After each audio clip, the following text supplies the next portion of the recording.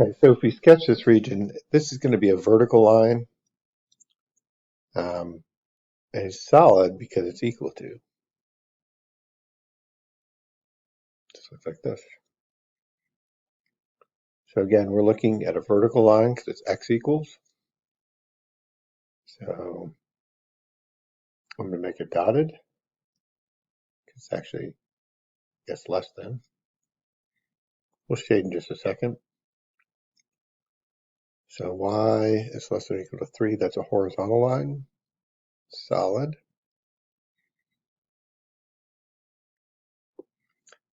So I need to shade below because that's less than. So below the horizontal line, that's less than, which means to the left, or smaller than the vertical line at 4. So all of this area would be shaded.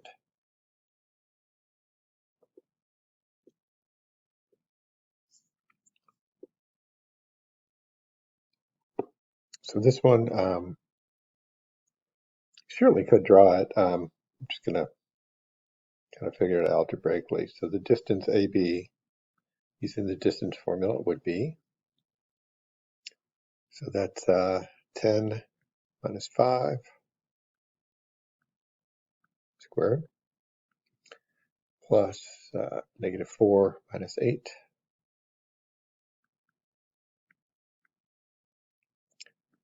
which is, let's see, that'll be square root of 5 squared, which is 25, plus negative 12 squared, which is 144.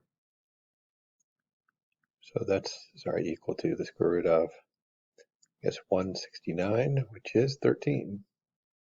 So the first distance we have there, AB, is 13. BC.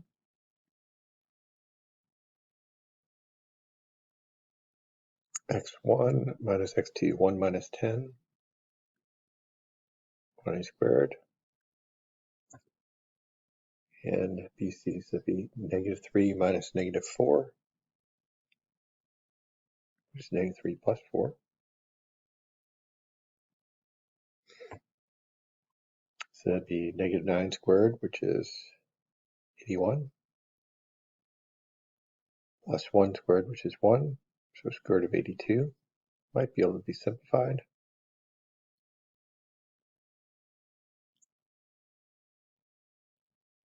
AC.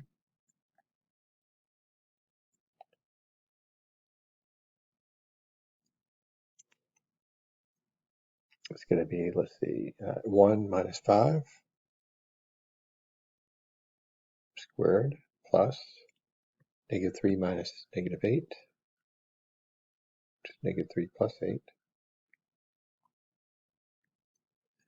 which is square root of 16, plus 5 squared is 25, which is 41, square root of 41. So using the reverse, the a squared, the converse, I guess, plus b squared equals c squared. Let's try to prove this is right triangles. So this would be square root of 41 squared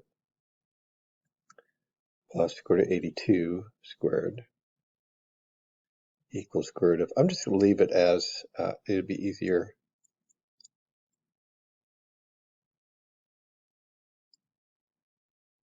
I'll just write 169 squared. If you want to write it 13, that'd be fine too. So this would be 41 plus 82 is 169.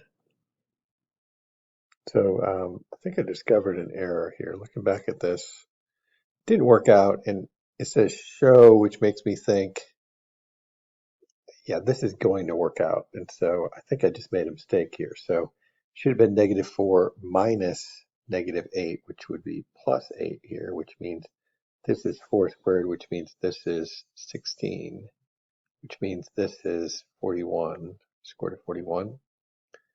So now I have, this is 41 here, square root of 41 squared. So this is 41 plus 41 equals,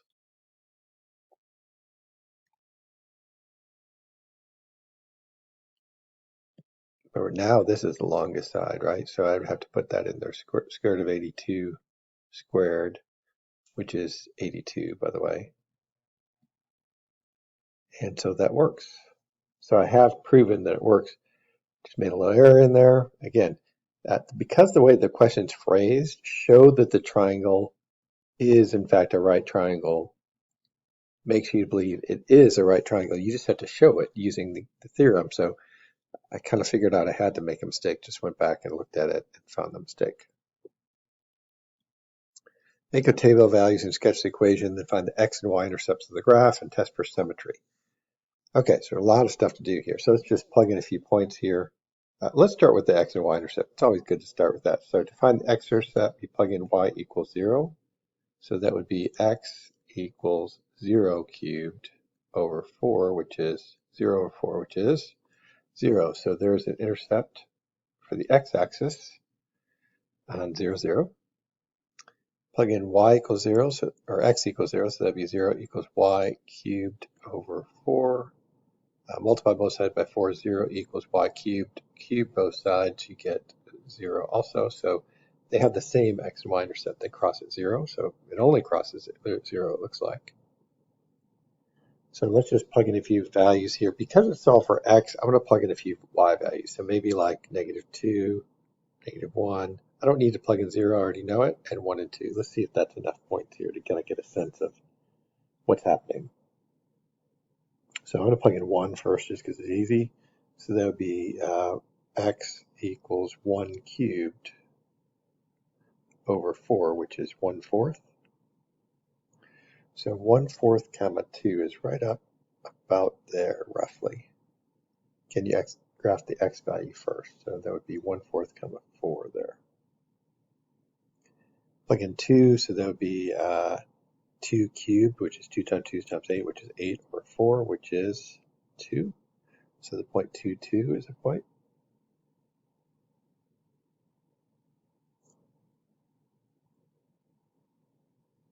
Why did I put this? I think I put that in the wrong spot, so sorry. 1/4 comma 1, right? 1/4 comma 1 would be right about there. That looks better already. Okay.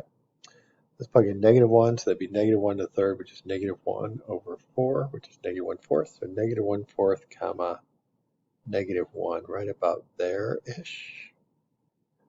And plug in this one. This would be -2 to the third is -8 over 4, which is -2.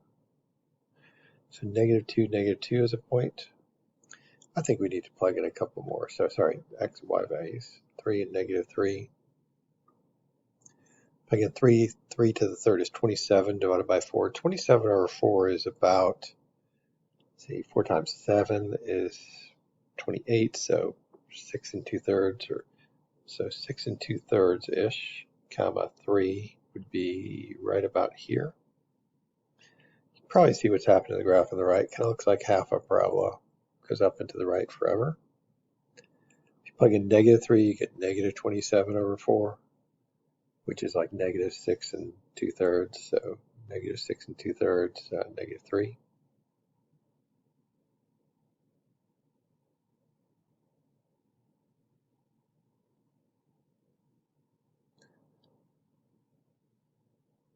Okay, we have it.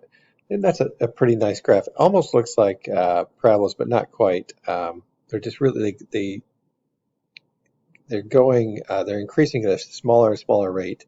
They keep going up to the right and down and to the left for this graph. Is it symmetrical with the, you can almost look at it and see symmetry. Is it x-axis? No. Is it y-axis? No. Origin, it might be. So I'm definitely going to do the origin symmetry test, which is plug in both -x and -y. So -x equals -y to the third divided by 4.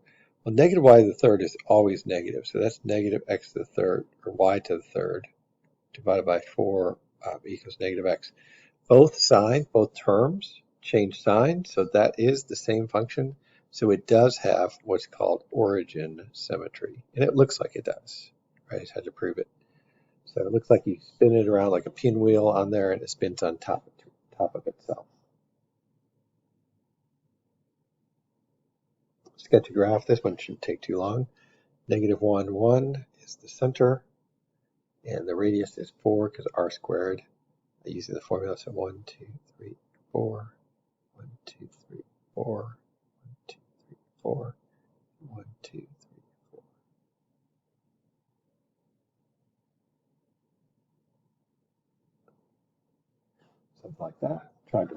Well, test the equation for symmetry. So we can plug in negative x first to test for y-axis symmetry. Negative x squared times y plus negative x to the fourth times y to the third equals 1. So that term is always going to be positive because it's a negative squared. This term also will always be positive because it's a negative squared. So I think we started with the first equation. We ended up with it. So y-axis symmetry does have, plugged in negative x, we get y-axis symmetry. Let's test the y term. So this would be x squared times negative y plus x to the fourth times negative y to the third equals 1. What's interesting is the last term is the same. The 1 is the same, but this becomes negative, right? So this has no x-axis symmetry. And since it doesn't has one of these and the others, I guess I could test for origin, but I'm pretty sure it's not going to work out. So you could do one more test, but there's going to be no origin symmetry. You really would need both of the others to have origin symmetry, I think. Or neither of the others, and maybe only origin symmetry, but since it has y-axis symmetry, it should have both if it's going to have origin. So negative x squared times negative y. So that term's going to stay the same. Now it's going to change. It's going to be negative x squared y. So you really are done at that point. This does not have origin symmetry.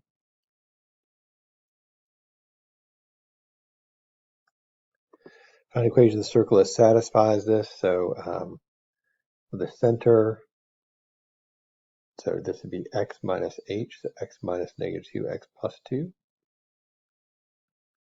plus y minus 5 squared equals 3 halves squared, which is 9 fourths. Endpoints of the diameter, so let's find the midpoint first. So I know the y value of the midpoint is 5 there, because they're both 5. Add up the two x terms, x1 plus x2 is 2, and divided by 2 is 1. So that's the center. Looks like the distance between those two, since you can do it in your head, is just a distance of 3. So the radius is 3. I guess that's the radius. And so our equation is x minus 1 squared plus y minus 5 squared equals 3 squared, which is 9. Show the equation of the circle. So we got a complete square, group the x's, x squared, well, there's only x there, plus y squared plus 4y plus blank equals, subtract 3 to get 3 to the other side, you get negative 3. So this one is already perfectly factored. If you wanted to write it this way, if that makes you feel better, x minus 0 squared plus y plus, let's see, I'm going to do half that middle number squared. That would be 4 to each side. So y plus 2 quantity squared equals 1. Identify the HKR. That would be 0, comma, negative 2 is the radius, or the center. The radius would be the square root of 1, which is 1. There's no perfect window here. Let's see what happens when you graph it.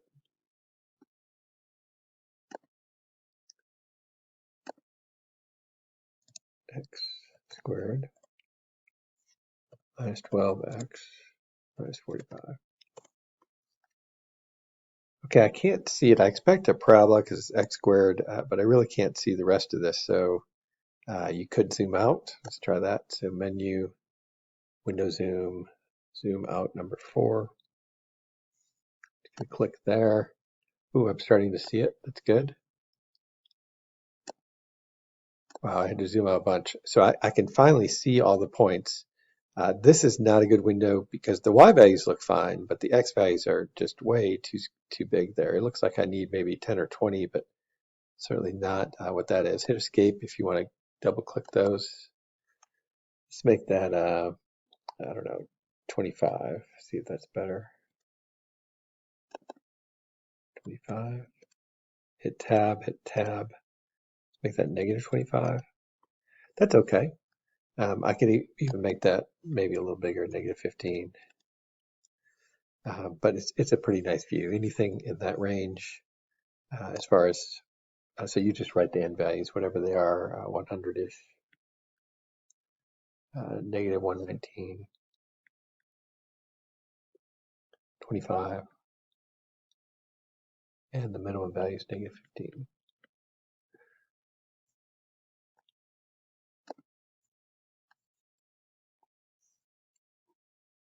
Find equation of the slope. Oh, this is easy. Point slope form, y minus 2 equals -2 times x minus -3. You're done. Using point slope formula. So the equation for y, so you graph the two functions in your inspire, so you want to get the x term over to the other side, so I'm going to subtract it, so you get y minus 2 quantity squared equals, not too worried about the form, so I'm just going to subtract that, x plus 3 quantity squared. Take the square root of both sides, don't forget, plus or minus, y minus 2 equals plus or minus the square root of 9 minus x plus 3 squared. Last, add 2 to both sides, you get y equals 2 plus or minus. By the way, that doesn't simplify. Don't think that it does. You're trying to take the square of the whole side, not each individual term there.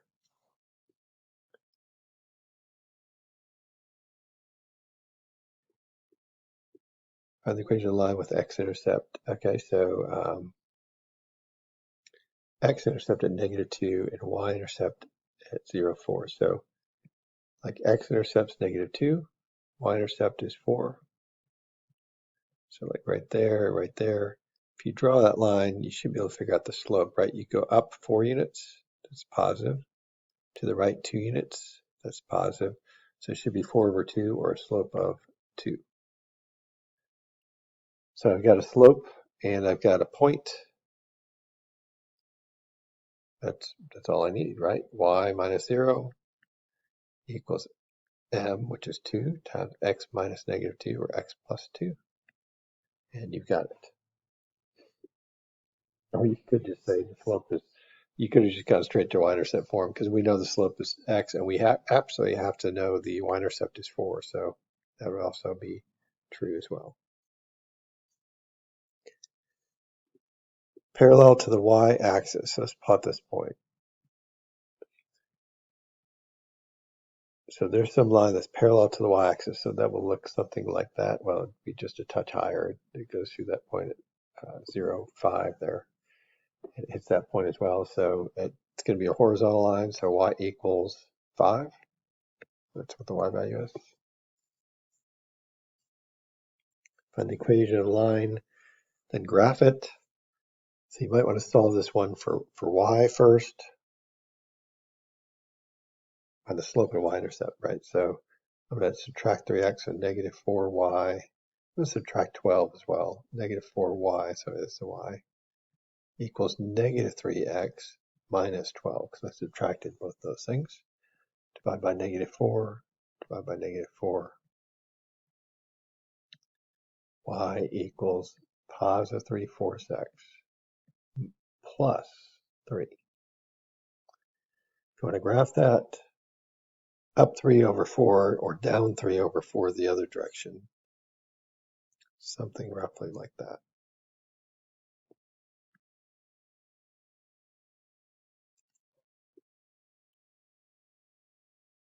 Perpendicular to that line. So let's look at that first. So the slope is going to be, the perpendicular slope will be opposite reciprocal, so -3/2 passes through this point.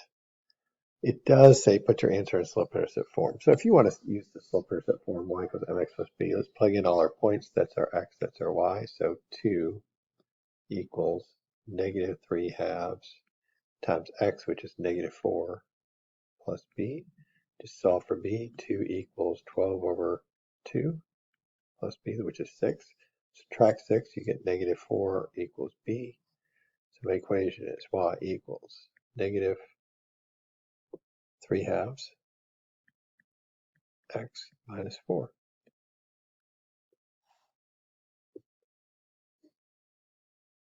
graph this. So you have a couple different options. Some students like to, get it all on the same side. 1 plus square root of x minus square root of 1 plus x squared. Then you graph the left-hand side there. So 1 plus square root of x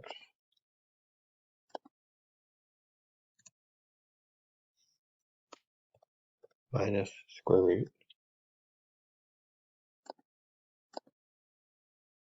of 1 plus x squared. Okay, and so you want to find out where this crosses the from 1 to 5. So I'm going to say from 1, for my x values, tab, to 5. So it looks like it only crosses once there. Just looking at it, it may cross another spot, but it looks like it does cross, right? If you use trace menu 5.1, should tell me, there it is, 2.31. So x equals 2.31 is my solution. You want to write in that form. Don't write the ordered pair. That's not really what we're looking for. We're looking for the x value of that ordered pair, the solution. Pairs inversely. So this will be y equals k divided by x.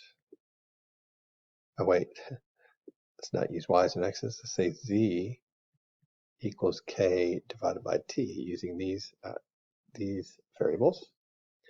So if t equals 15, okay, and z equals 3, solve, multiply by 15, you get k equals 45. So my equation, plugging that back in, would be z equals 45 divided by t.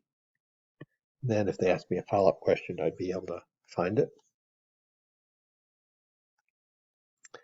And lastly, find k when x is 5. So t is jointly proportional. So k times x times y, and inversely proportional to r. That's the times there, divided by r.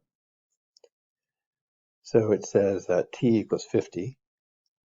We don't know k yet. X is 5. Y is 6.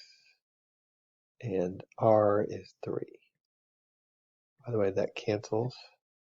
So you have 10, k up top, divide by 10, you get 5 equals k. Plug that back in, you get t equals 5 times x times y divided by r. And that's it. If you want to look at this, I think it's got most of the answers there. Just make sure I got mine right and then check them so you can double check that. 5xy divided by r, I think that's what I got.